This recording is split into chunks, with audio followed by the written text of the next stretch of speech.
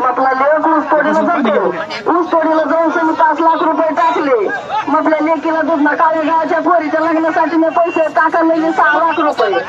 आमचे सारे 12 लाख रुपये हाई तिघा मायल्याकाचे आपल्या नातीच्या पोरीच्या मोठ्या लग्नासाठी पैसे टाकलेले. आपल्या लेकीला ऊसतोडीला जाऊन त्यांनी 5 लाख रुपये मी टाकले. काम धंद्या रोज राजून जाऊन शेळी बकरी करून 5 लाख रुपये. आपल्या लेखाचे 4 लाख रुपये.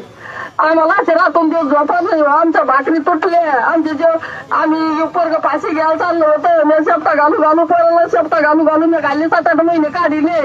आता एवढ्याला नाती शिक्षणाला जात्या पण असेल पोरी की मोडून राहिले. 12 नाथाचं म्हणलं की बाई कसा मरा ना तू आजच्या म्हणा बाई आमच्या भाकरी तुटल्या ग मग आपल्या लेकीला फेरायला वयाला पैसे नाही ग मग कसा सुरेश कुठ्याची कुठे ट्रस होईना ऑक्सिजन होईना ग मग मेल्याच्या बीडला गेले तर मेल्याच्या तिथं काय बया स्वयंपाकाला आपल्या जेवावर मग बयाला काय तर ते खाऊ घालतो मेला ग अंधाऱ्या पांगऱ्याला बी काय खाऊ घालतो ग आपल्या जीवावर.